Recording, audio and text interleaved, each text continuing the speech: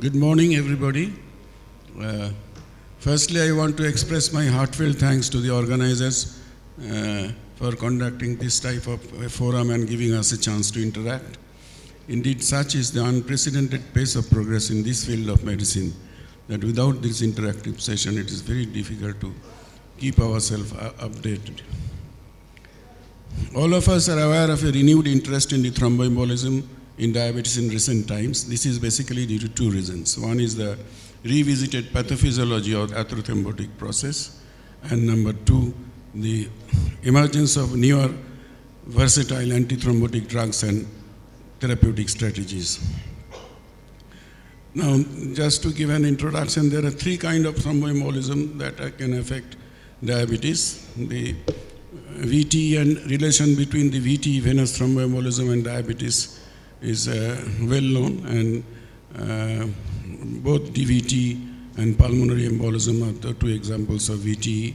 But the newer thing is coming that the arterial thromboembolism also has got some, diabetes can be culprit in a very indirect way.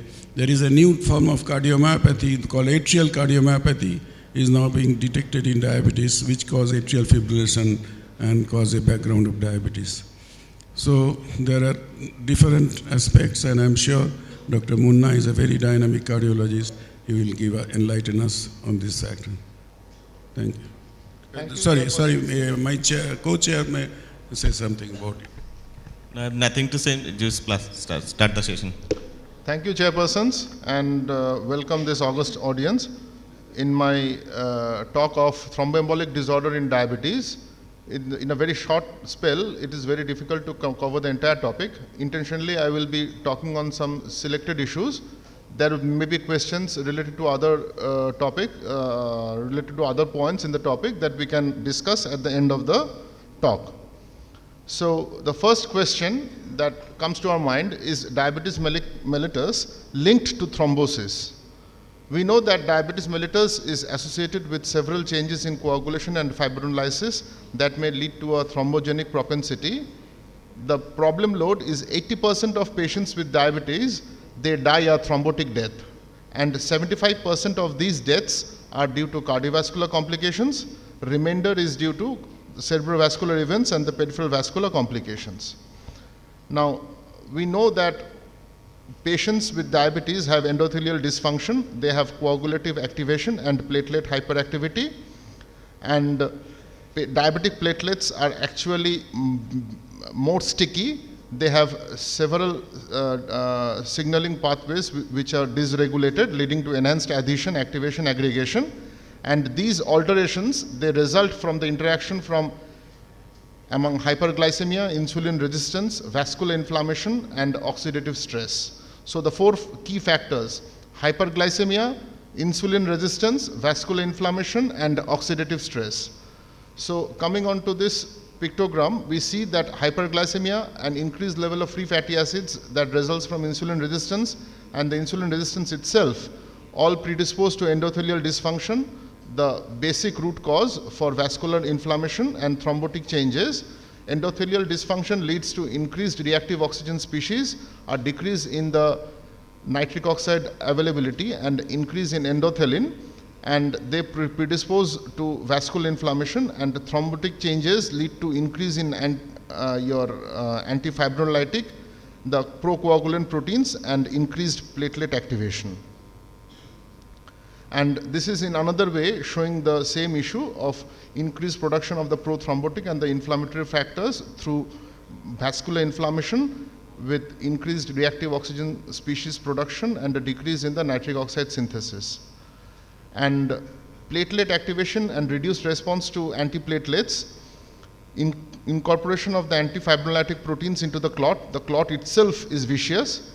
The texture of the clot is quite different from those of the non-diabetics, and also both quantitative and qualitative changes in the procoagulants and your fibrinogen glycation oxidation and plasminogen glycation. All of these shift the balance towards more thrombotic state itself.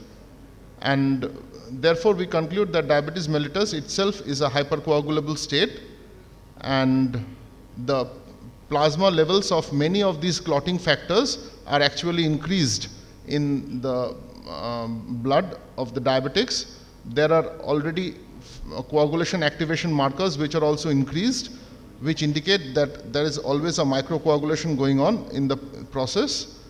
Endothelial abnormalities have already been mentioned. And all issues related to lysis, like your fibrinolytic system is impaired in diabetes with increased levels of plasminogen activator inhibitor type 1, PI1, and also there is an increased stickiness of platelets, platelet contractile force, and higher levels of platelet release products. So what are the evidences? So we find that in the coagulation screening tests and activation markers in diabetic, all of the coagulation screening tests, the levels are much lower or shorter compared to the non-diabetics. And in the clotting factors also, all of the clotting factors are more or less increased in the several studies shown. And anticoagulant levels, the protein C levels are low, and also your several other anticoagulant proteins are qualitatively altered. And among the fibrinolytic factors or markers of fibrinolytic activity, we know that PI1 levels are increased, impairing fibrinolysis. And platelet function, although platelet count is normal, but the platelets itself are qualitatively different from the non-diabetics in being more sticky with all the properties of aggressiveness shown. And coming on to the basic root cause of your prothrombotic state, the endothelial cell dysfunction and the vascular inflammation, we know that they can be targets of therapy. We have established therapies for endothelial dysfunction in terms of ACE inhibitors, ARBs, beta blockers, calcium channel blockers, and glitazones, as already discussed by my previous speaker. And in vascular inflammation, we have high-dose statin therapies to reduce them through their pleiotropic effect. And among the thrombosis targets, indirectly we can lower the prothrombotic state by controlling blood sugar, reducing insulin resistance through use of metformins and the glitazones, and direct measures through use of the antiplatelets and the anticoagulants. Now, coming on to a very important topic, that is atrial fibrillation. We know that atrial fibrillation is one of the most important factors for systemic thromboembolism, and diabetic patients are no exception. But do diabetics have a more predisposition to atrial fibrillation, as just mentioned? So we know that insulin resistance, endothelial dysfunction, pro-inflammatory mediators, and impaired fibrinolysis, activation of the RAS, the renin-angiotensin-aldosterone axis, accelerated atherogenosis, hemostatic abnormalities, and angiogenesis, all predisposed to atrial remodeling in terms of structural, electrical, and electromechanical and autonomic imbalance, leading to atrial fibrillation. So are diabetics actually more likely to have AFib? What is the evidence base? So this was the largest study till date, the ADDIC study, in which around 15,000 middle-aged people were followed for 17 years. And diabetics could explain 3% of the overall risk for AF occurrence. And a meta-analysis pulling around 20 trials, including more than 1 lakh cases of atrial fibrillation, they showed that in patients with diabetes, there is an approximately 40% greater risk of atrial fibrillation compared to the unaffected patients. The population attributable fraction was around 2.5%. So what is the impact of diabetes on AFib outcome? How patients of diabetes fare with the AFib?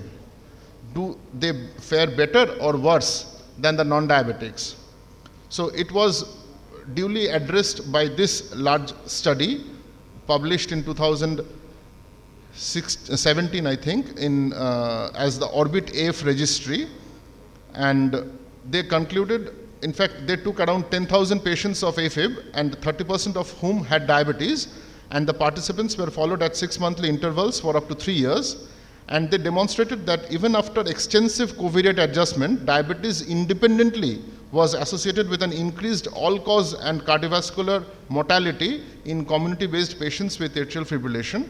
And in people who were less than 70 years old, diabetes was associated with a more than 60% total mortality and a 120% increase in cardiovascular mortality. They also demonstrated a higher incidence of sudden cardiac death and hospitalization.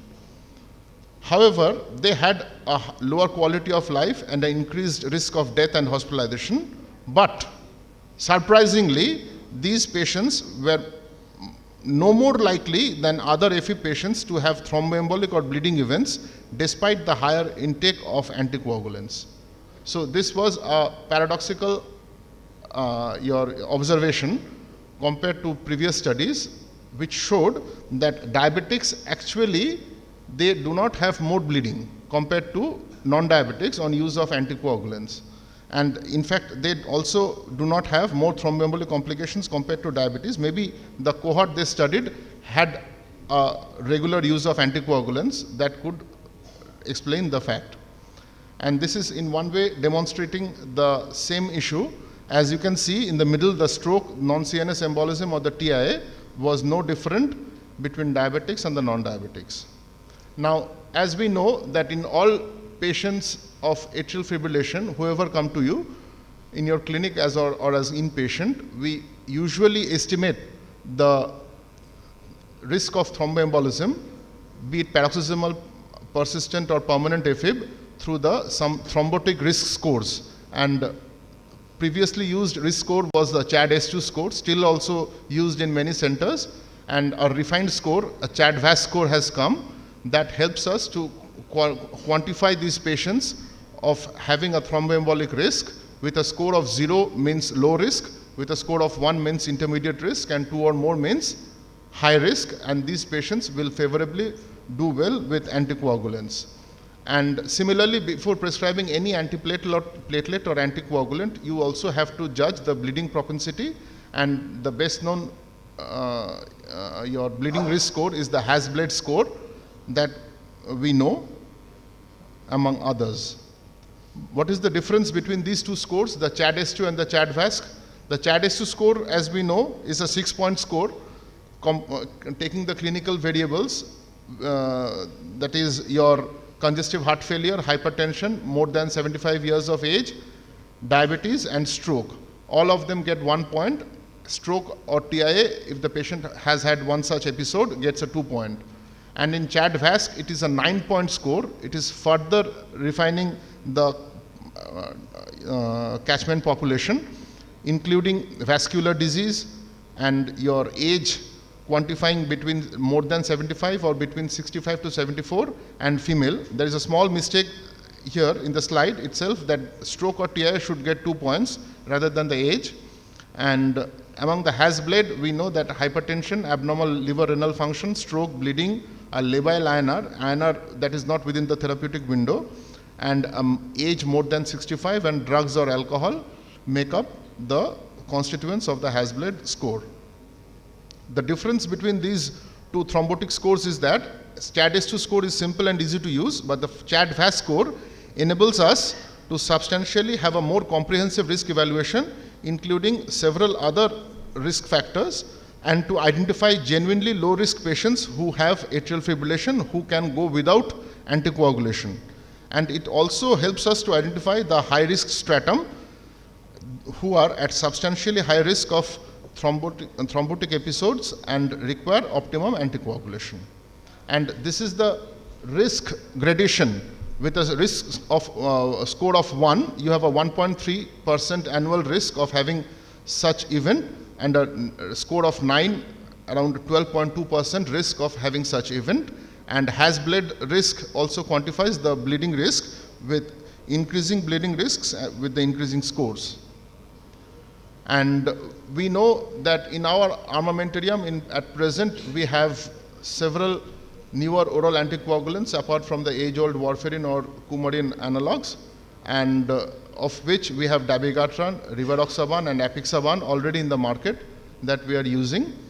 And of dabigatran, rivaroxaban and apixaban based on the Relight trial, the Rocket AF and the Aristotle trials, they have been compared to warfarin, and they have shown that there is obviously a better outcome in terms of a relative risk of stroke in most of them except the edoxaban 30 milligram, and the relative risk of bleeding indicates that they are at least as safe or if not better than warfarin. And percentage of patients with diabetes in these trials were quite significant, ranging from 23% to 40%. And in terms of mortality, the pool data show that NOACs have at least they are as safe or slightly better than warfarin in terms of mortality related to NOAC bleeds. And we have antidotes available for NOACs.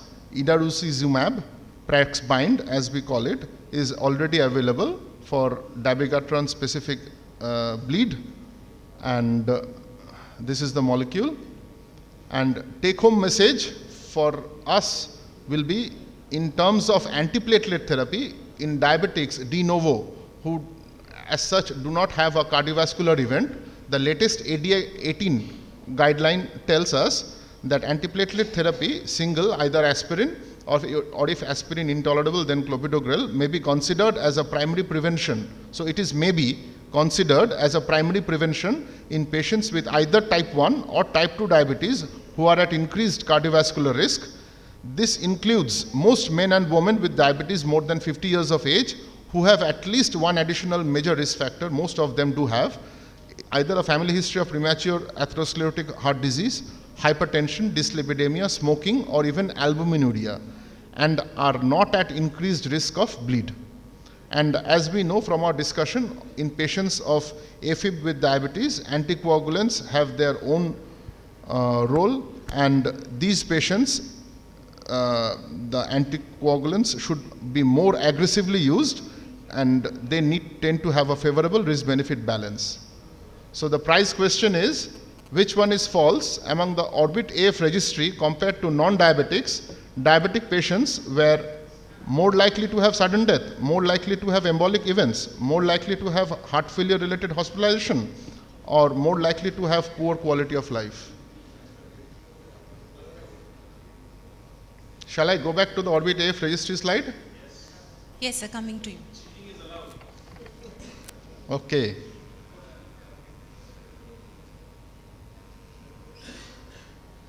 So this is the slide. He wants to answer. Okay. Quality of life is poor. No, I just showed you the slide. So you can go through it and answer it, no problem. We will allow you.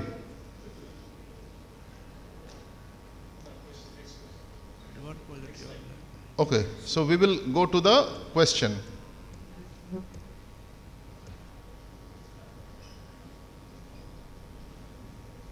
They have increased risks of death and also have poor quality of life. That's the slide shows. No.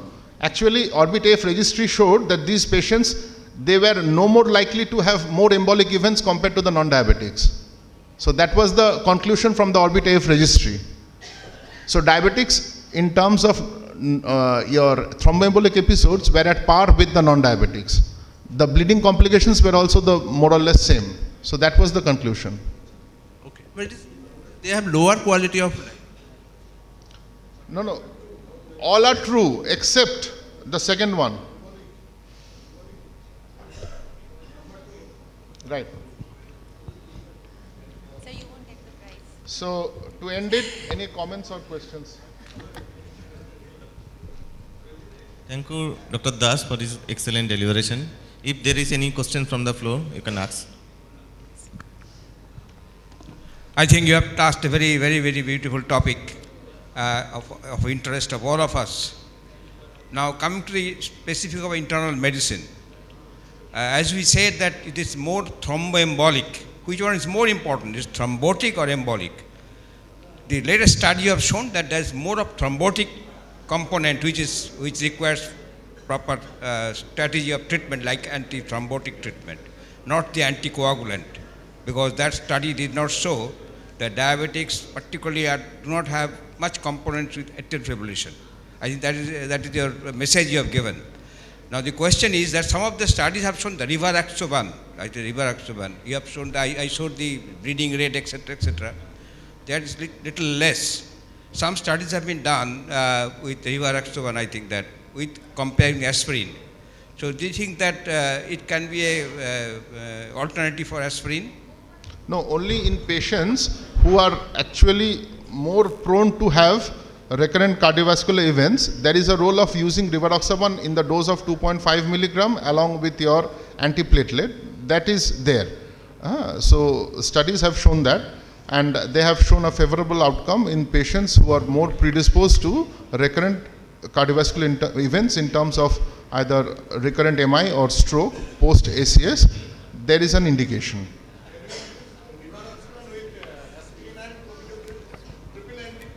Yes, you can. No. See, basically, Hello. yeah. If you are telling of triple therapy, Yes. triple therapy is used in a very small subset of patients. Not all patients will have triple therapy. There is always a discretion of the physician to use either a dual antiplatelet therapy to tide over post stenting or post ACS for initial period of months when the physician fears stent thrombosis, vis-a-vis continuing with the anticoagulant along with a single antiplatelet therapy thereafter to tide over both the risks of AFib-related embolic episodes and the stent thrombosis. So the guidelines, what the guidelines tell is that for the most of the patients, in fact all patients are now put DES. So the preferably third generation DES should be used, particularly the everolimus eluting stents with good platforms, and then you have to use triple therapy for at least 1 month. 1 month. For at least 1 month. Then dual. You may extend it to 3 months depending on your thrombotic risk, coronary thrombotic risk, or else you can stop it at 1 month and thereafter continue with a single antiplatelet and the anticoagulant. The anticoagulant of choice will be warfarin along with clopidogrel and aspirin, but now data have shown also dabigatran you can use, and the others are to follow. Okay, thank you. Now, Dr. Munna, a very common question to all of us about use of aspirin in diabetes, particularly primary prevention. There is a cutoff point of 50 years, plus minus the risk stratification. So I think in India, we are having a lot of problems in younger age. Our myocardial infarction patients are also getting much at very early age, even at the age of 40. So more stress given on lipid lowering at the early age. So why as a cardiologist, why do you think that this cutoff point of 50 years? Actually these guidelines are by the ADA. So for our subcontinent, Yes. we will address to stick not to the age bar, but mainly to diabetes plus one additional cardiovascular risk factor. So if a patient even at age of 30 years is a smoker, diabetic, you can jolly well give him an aspirin along with the usual risk lowering therapies. No harm. What is the incidence of bleeding rate? I think that is more important. Bleeding. Bleeding, With aspirin, yes. bleeding on aspirin, actually for many such patients, compared to placebo, it's slightly higher. I cannot just tell you the percentage right now. But even then, in the directed population, what we are discussing, they will have a more favorable effect compared to your bleeding. Is there any need for modification of antiplatelet therapy, dose particularly, in pregnant women? Pregnant women. In diabetics and in diabetic pregnant women, you mean to tell? In diabetic pregnant women, see, aspirin we can use. Even pregnant women are given aspirin for some other reasons. We are not going into that. But other antiplatelets, we can just hold during pregnancy. If they are, we can continue after pregnancy. No, 75 milligram aspirin, that is the dose indicated in pregnancy. Even if you are not using for atherothrombotic purpose, if you are using for some other reasons, they usually, gynecologists advise 75 milligram once daily. Just one small comment. Let's not go with the wrong impression. In 2018, 3 trials have been published, one particularly with the diabetes for primary prevention with aspirin. It is a negative trial. So that has put a nail on its head of aspirin. Let the aspirin rest in peace as far as primary prevention is concerned.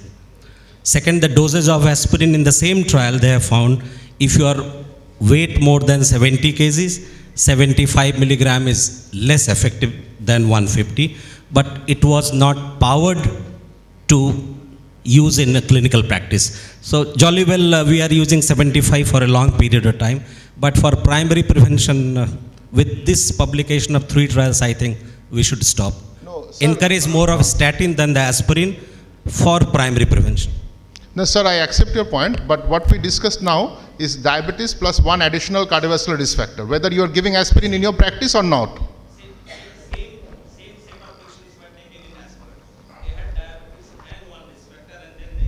Okay. But 2018 ADA guidelines, I took it from them.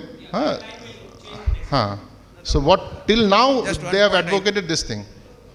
Just one Dr. point. Das, Diabetes itself is a risk factor, isn't it? It's a cardiovascular, not equivalent, but there will be some more risk diabetes actually. Itself is a risk disease, riskful disease.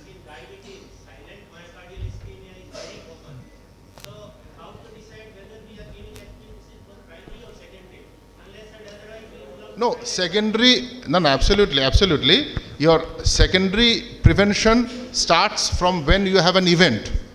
So there may be silent ischemia, but once you have an event in terms of an ACS admission or doctor's visit for an ACS or revascularization done, your secondary prevention counts from there. So silent ischemia may be there, but the studies who have done for secondary prevention have taken these as the endpoints. Dr. Das, this was excellent presentation. I congratulate you on that. The same pathophysiology goes little different when you talk about the CKD population. When there is uremia, there is coronary calcification which is working. So there the thromboembolic phenomena may not hold good how it is happening in other patients or in earlier stages. There is uremia, there is platelet dysfunction, and there is also coronary calcification. So is there any role of calculating the coronary calcification score in these patients to predict risk factors? No.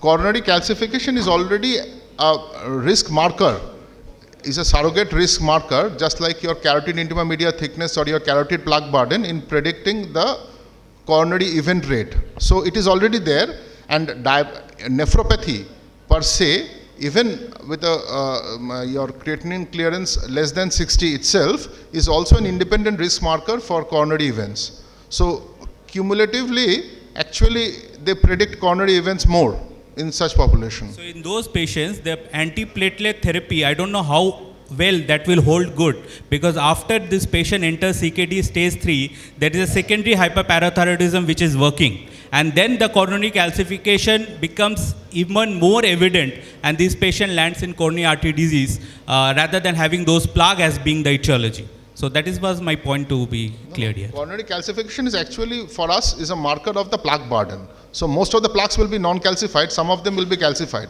But if you have a high calcium score, it indicates that your total plaque burden is more. So more chance that you will have more events. So that is the reasoning. Brings up to the point that we should also assess a mineral bone disease in these patients Absolutely. with CKD, in addition to these things. We can do CT coronary angio and we can assess the calcium Coronary load. calcium. That is a good marker. More than Calcium, 400? calcium score we can see from CT coronary angio. Absolutely. So again, thank you audience Hello? for your interactive participation. Thank you, Dr. Das, for your excellent deliberation. I have a question. The peripheral arterial disease, particularly with the thrombotic in diabetes patient with peripheral arterial disease, thrombosis is very common now. And how you assess this patient and how you treat this patient? See, for diabetics, routinely in our follow-up, just as we see the blood sugars and your measure the creatinine clearance and all, these patients should have an ankle brachial index assessed at some point of their life in your follow-up visits, and that can be a good marker it's a very simple tool, it's a point of care tool, and that can help you guide that these patients are, whether they have silent peripheral arterial disease or are going to develop symptoms related to peripheral arterial disease. So the pickup will be high using the ankle brachial index marker. Sir, you have any comments? Dr. Datta? Just one comment which I mentioned in the introduction. In diabetics, there are now a new form of cardiomyopathy has been reported, which is atrial cardiomyopathy, atrial fibrosis. This increases incidence of atrial fibrillation. So that this very special link with atrial fibrillation with diabetes is coming up for this development of this atrial fibrosis and left atrial fibrosis and cardiomyopathy. So more atrial fibrillation, more thromboembolic events. Absolutely. So I just mentioned to you the mechanistic model of how diabetics are predisposed to atrial fibrillation through increase in your pro-inflammatory markers, the ROS, and they actually cause mode of pulmonary vein foci triggers, initially starting off with paroxysmal atrial fibrillation, also the electrical heterogeneity, structural heterogeneity within the atrium, they predispose to the atrial remodeling and perpetuate the atrial fibrillation, making the patients go into persistent and permanent atrial fibrillation. If there is any question, I conclude this session. Please give a big hand to Dr. Das. Thank you. Thank you so much, Speaker Dr. Munna Das, and I also thank our chairpersons, Dr. Dotto and Dr. Mridul Bera. Now with this, we move on to the most awaited moment of the day, that is the lamp lighting session, which was awaited because our patron-in-chief guest of honor did not come by then. I would like to invite, he needs no introduction, he is very important to us, Dr. Sanjay K. Shah, who is the founder president of HDS, and he is one of the senior most endocrinologists of Howrah, HOD, Department of Endocrinology of Narayana Super Speciality Hospital. Sir, over to you for your valuable comments.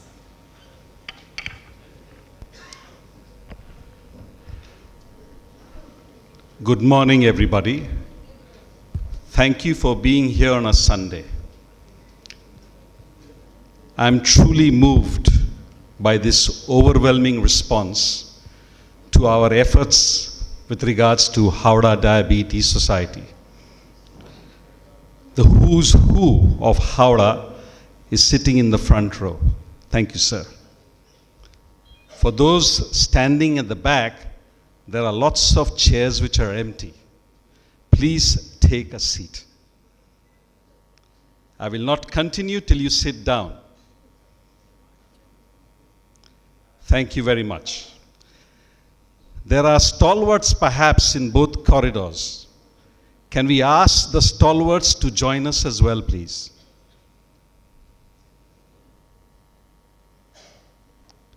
Thank you. Why Howrah Diabetes Society? I think since I came back, it's now nearly 18 years, and I worked in Howrah, which was previously West Bank Hospital. We used to go to several meetings, me and certain of my colleagues, the founder members, and we used to meet each other at other people's meetings. I learned reasonably quickly that being in the private sector, the best way to continue to learn together was to share and attend meetings together. This is essentially possible with the sponsorship of the industry partners, without which such logistics perhaps cannot actually be organized. Then, since there has been so many societies, you would wonder, why Howrah? Truly, Howrah does not have a diabetes society like it is in everywhere else. And that is the reason why perhaps we thought of doing it here along with my founder members. Is Howrah Diabetes Society different? And I think from the flavor of the talks that you've heard early this morning, you perhaps might have got a whiff of the fact that we truly are different. Why are we different? I think I really got bored with all respect, sir, in the front row, that we were fairly glucocentric when I went to diabetes meetings. But diabetes is more about my patient rather than only blood sugar. So, people who have interest in the comorbidities, the allied sciences, that is extremely important. As we have heard in the last few sessions, the advances in thromboembolic disorders, the advances in depression, the advances in fatty liver disease, truly is something which happens to all my patients or to a substantial number of my patients.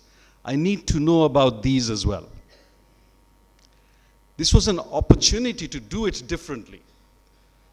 So Howrah Diabetes Society is a society formed to address diabetes and diabetes comorbidities together. And who best but a wonderful team of doctors who have been working tirelessly in Howrah over the last few years. I must call upon my colleagues who are founder members on the stage. Dr. Dilip Todi, gastroenterologist. Dilip, can you just join us, please? Dr. B.P. Pandey, cardiologist. Dr. Bismay Kumar, nephrologist. Dr. Somani, neurologist. I think in 2018, 2019, even the ADA and EASD guidelines seem to tell you very loud and clear, let's move beyond blood sugar. So these four stalwarts, each in their respective specialties, are going to perhaps contribute to my learning as time goes by. But we need people who are working with hundreds of patients every day and actually delivering care, and who truly are specialists beyond imagination. They are Dr. Mridul Bera, who is a physician, diabetologist, cardiologist, who has been seeing patients till 12 midnight sometimes when I give him a ring. Mridul, please. Dr. Guru Prasad Bhattacharya, he perhaps is a very close friend of Mridul and seems to be doing the same thing, doing rounds in several nursing homes in Howrah per se. Dr. Shoikat Ghosh and Dr. Bhansali, these two stalwarts in internal medicine as well as cardiology, also join the group. So please give the group a big hand. And I, and a diabetologist, endocrinologist, essentially are basically together founder members of the team. Having come back to India roughly 18 years ago and been working at West Bank Hospital, presently Narayana Multi-Speciality, I've had colleagues which have influenced me over many years. There have always been instances, perhaps even small fights. I think Dr. Pandey, over the last two talks, needed some boxing gloves, I thought. So differences of opinion are good. And I think the flavor that how I see diabetes or liver disease and how a gastroenterologist sees liver disease and diabetes is truly something which we need to actually understand together.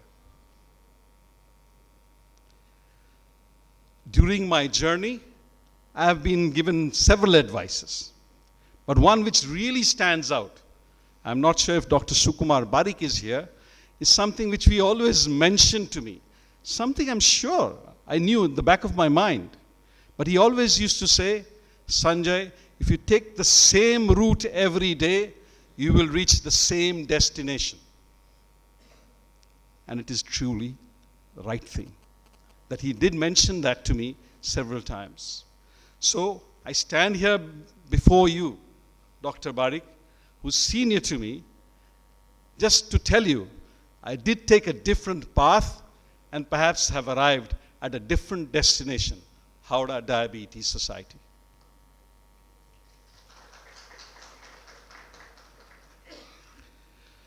The scientific session will continue to roll on. the International Diabetes Federation this year has essentially mentioned that diabetes and family should actually be the theme.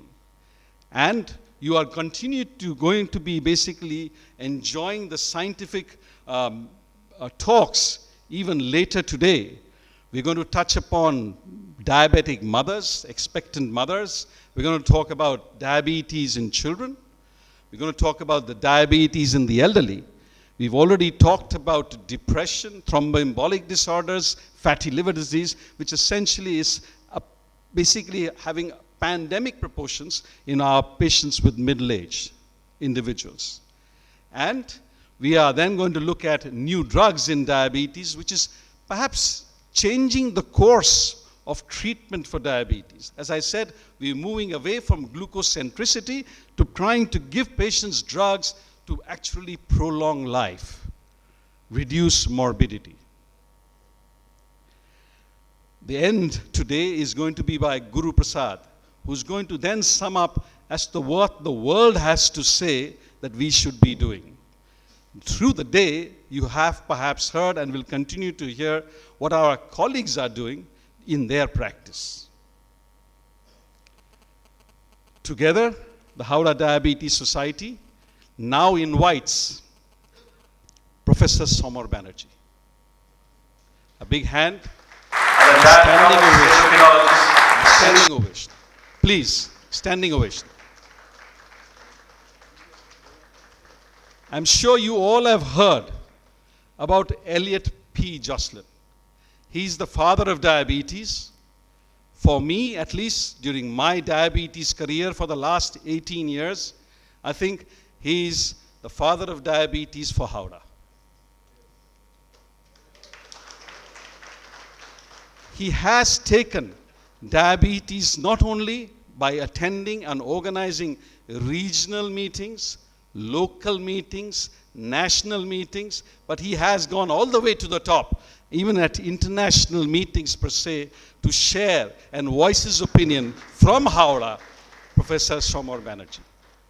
He has several chapters in diabetes books. He has chapters in medicine books. And I think I always would like to ask him, which perhaps I will do in front of everybody, sir, how do you manage to do so much in 24 hours a day? I think you need to teach me, because I never had the chance of being a student. I'm sure several of you here are students, but I couldn't perhaps be here because I was charting a career somewhere else. But having come back and seeing this man, I'm surely, and I'm sure everybody else here is mesmerized as to how we can manage to get more out of those 24 hours a day than perhaps you and I can actually do. I would like to now invite everybody here on the basically dais to join me for the lamp lighting ceremony. Professor Somar Banerjee will get a chance, okay, to speak to you. I'm not depriving him of it, neither I'm depriving you of basically Professor Somar Banerjee. We'll lamp the light, and then Professor Somar Banerjee will tell us, because he has a huge experience, as to how we should perhaps move the Howrah Diabetes Society forward so that we can essentially not only improve ourselves scientifically, but we can take this to our patients, our community at large, okay, and perhaps influence the healthcare of our society, which is the reason why we all are here. So, can we just organize for the lamp lighting ceremony? And Amod, can we now have the national anthem as well, please?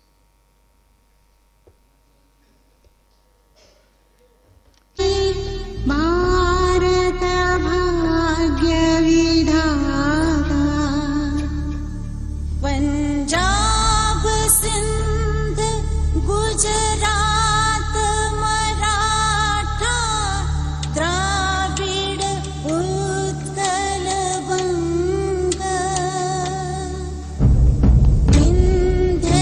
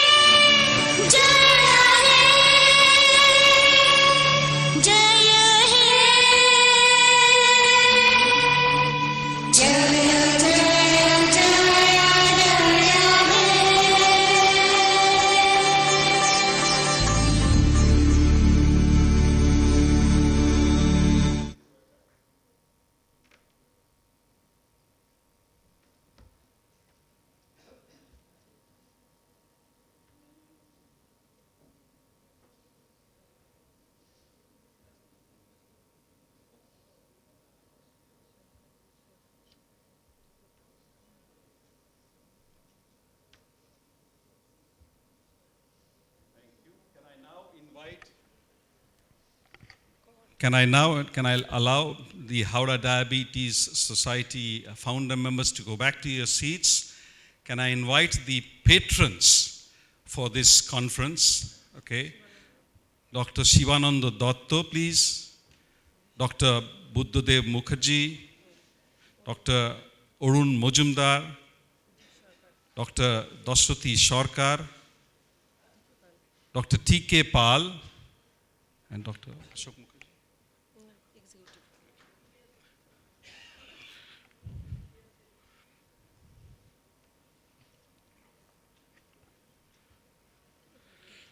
So the veterans of Howrah are here. And I think what it basically perhaps points out, somewhere along the way, I think we're doing the right thing. Okay? So a big hand for them who have taken the trouble to come all the way. Okay? All the way. And the interest that they have in diabetes and diabetes-related specialties is phenomenal per se. So I'd request them to perhaps join me and then felicitate Professor Somar Banerjee with me.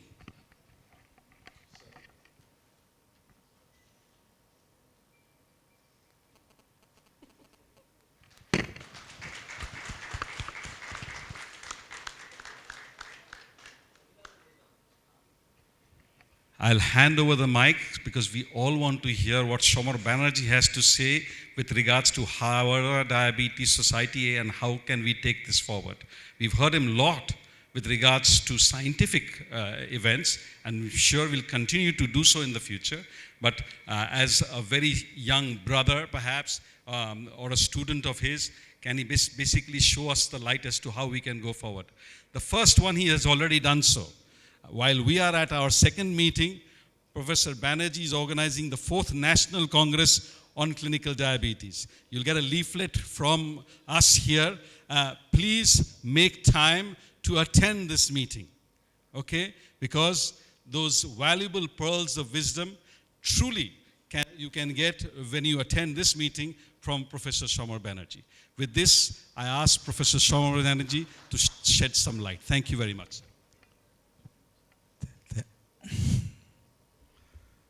Thank you. I am overwhelmed by the presentation which is offered to me. I have moved from place to place in the national level. I think this is one of the best accolade and prize I got because of my career. Dr. Shah has given me a little task, but which I have practiced much earlier for the last 10 years. This is a lecture where I am not allowed to show any slides. So this is an extempore lecture, but I have practiced from the presidency of RSSDI, etc., etc. I have moved from place to place from all over India for giving lectures or mastering the sessions of the RSSDI, Hypertension Society, etc., etc. For the first time, I came across one district level diabetes society. I should congratulate all the organizers who could conceptualize this idea in the brain. I don't know whether there is any district level society. The arrangement which has done been very perfect, but as a senior old man, we are always obsessed. There are some areas of improvement, no areas of criticism. If they sit with us, as I have organized so many conferences, this can be improved. Regarding the talks what Sanjay told about me, these are all biased because he knows me from very beginning. And I identified probably in 2010 in Chennai airport. He then came for a few days in India and went to some conference in Chennai. I met him. He was a little bit befooled by my lecture at Chennai. He met me and discussed everything. He follows me in different meetings and he also attends my National Congress last time. He has attended.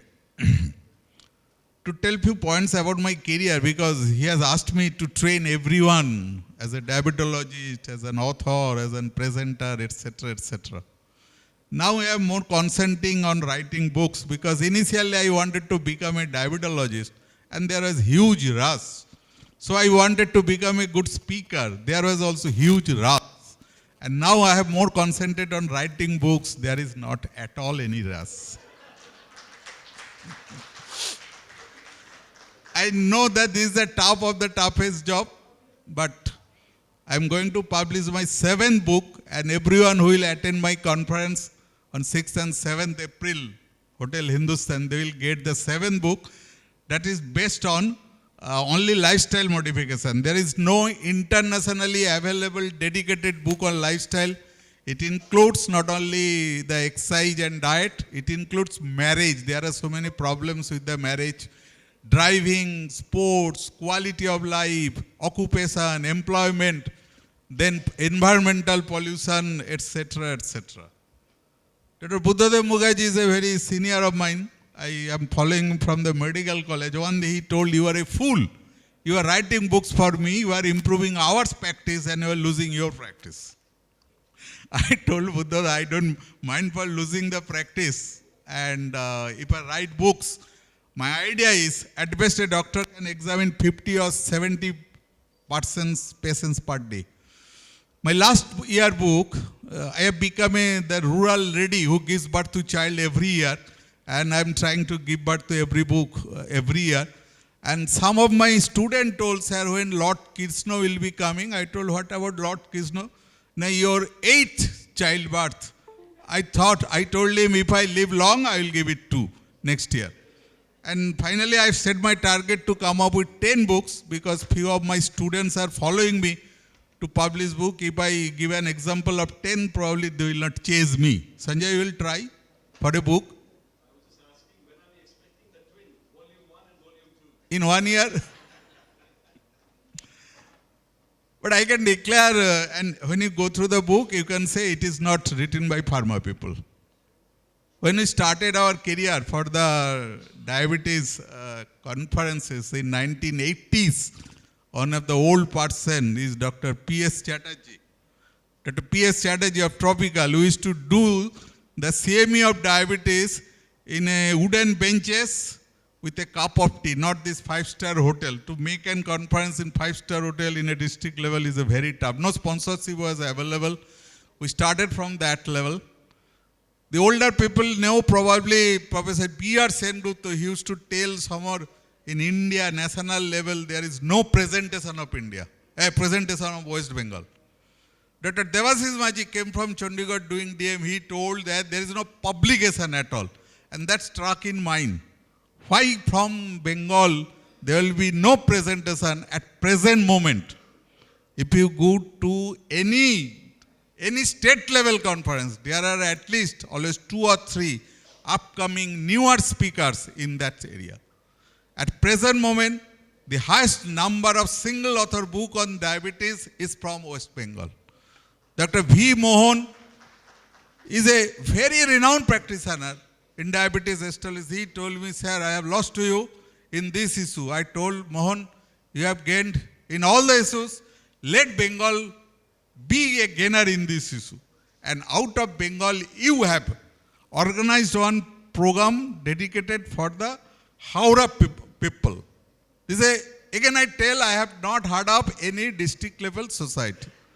Regarding the program, I just over the phone, I told Sanjay, this time it was not possible. We'll have to think of our patients. These are all for doctors we are discussing.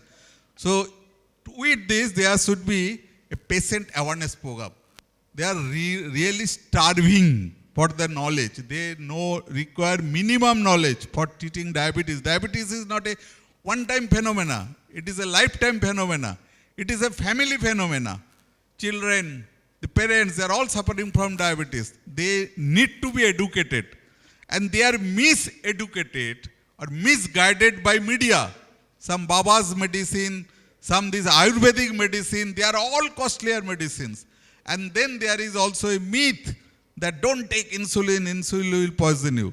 So I will request the organizer to arrange for a patient education program either with this or apart from this. And I will also request to not only be satisfied by doing only one program every year. You do small level clinical program presentation every 2 months or 3 months as far as your facility. I will request you also to come up with publication of your personal experience, case reports. I am open to you. I publish one national level journal known as Journal of Clinical Diabetology. The circulation is 12,000. You can send it to us. If it is up to the mark, we'll definitely publish it. In English, one word is there. What you have not written, you have not done. Our respected teachers are not surviving because they have not published. Standing in the platform, they used to say, from my experience of last 40 years, that does not count. What you have documented, and when it is published, it is peer reviewed.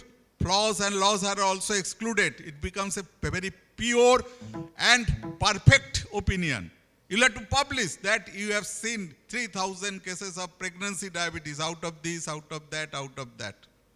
When we started our diabetes career from the Neil Lawton Medical College as an in charge, I am very grateful to Professor Abani Rai Chaudhary, who forced me to go join the diabetes center and to take the charge. At the time, we were told that examination of diabetes by a doctor is like examination of an elephant by 6 blind persons. 6 blind persons are rolling the legs, the trunk and the tail. And they came to the opinion, the elephant has got 6 legs. That was wrong. I'm not blaming anyone. I am not blaming any practitioner. I can identify to some extent the fault. There is another quotation. Successful person do not do the job in a different way. They do the job in the same way but in a better way. If any patient is improved to any extent by Sanjay, he has no extra medicine beyond what is available. You will have to titrate the dose. You will have to properly educate the dose. You will have to remove some medicines which are damaging the patients. Newer and newer drugs are coming. Sometimes we are sold to the company. A recent phenomenon of medical prostitution has started, shouting for the company in the wrong way and damaging the doctors and damaging the patients. What I have learned from my teachers, be loyal to your patient, be loyal to your students. In my books I have mentioned because of them I am at this level.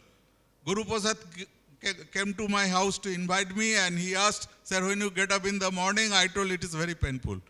In the morning I get up by 6:10. When the alarm clocks, then I feel very disturbed by it, but I feel that patients are waiting for me.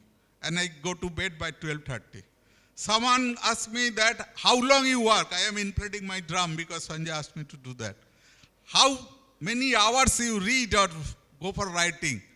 Whenever I get any time, I go for writing because I believe what I deviated. A doctor can examine 50 to 60 patients, can do good for them. My last book called Oral Anti-Diabetic, I am very, very honored. 15,000 copies have been sold. If that 15,000 doctor, I know that one book is read by many. I accept 15,000 doctor read the books. So they will treat 7.5 lakhs of patients in a proper way. And practically patients are starving. Out of these huge population of 7,50,000, someone is my brother, someone is my sister, someone is my friend who are at the remote part of the country. 2 years back, one of my closest relatives went to Mumbai, suddenly developed diabetes and a cerebral stroke at the same time. He was treated in a very bad way. I felt very disturbed. Diabetes is a very treatable condition. I am not going to tell you as a curable condition. Sometime I think I'll give a poster. You can die with diabetes, you can do with diabetes, choice is yours. But how much we have convinced the patient? We are fighting with each other. We are telling, Sanjay has given you the insulin, he has done wrong. You don't require insulin. Patient moves from place to place. One of my students who passed MD from me is practicing in Kharagpur. He told, sir, if I write insulin, patient is flying away from me. You wait, we'll come back. You stick to your opinion. My opinion is if a patient requires insulin, he should not be deprived. On the same time, a patient who do not require insulin should not be treated with insulin. There is no hard data to prove insulin is better than any other molecule. Rather, I believe there are some newer molecules which helps the diabetes and other processes in the other very beneficial way. Sanjay has mentioned one very beautiful thing which I noticed. He has involved all the experts. Diabetologists are very lucky. They never issue the death certificate. Mostly signed by either cardiologist or by the nephrologist or anyone else. But during pregnancy, there is huge success. Again, the drum is bitten by the, I should call the diabetologist to prepare the background, but the sweet meats goes to the gynecologist. I don't mind. I just want to conclude. Till now, diabetes is not properly treated in proper way. At which level? Last night, I was in a program, there was shown that at some time, diabetes could not be controlled. Swami Vivekananda died of diabetes without any treatment. Now, I can say 100% guarantee any blood sugar can be controlled. Now we are thinking of preventing complication. We are one stage ahead. We are thinking whether we can regenerate beta cell. The dose has come, medicine has come. I think we should think together, sit together, exchange opinion with the experts of other subjects, come to a better treatment. I hope the Howrah Town Diabetes Society leadership of these big leaders will go along, will educate the patients, will educate the doctors, have a balanced treatment so that patients should not cross the river Ganges. They should be properly treated in Howrah. And I promise any sort of help regarding the knowledge or something or physical labor, I'm ready to share and promise. Thank you for inviting me here. Thanks to everyone for giving me the prestige. Thank you. Thank you very much. Thank you. A standing ovation for Professor Somar Banerjee, honestly speaking.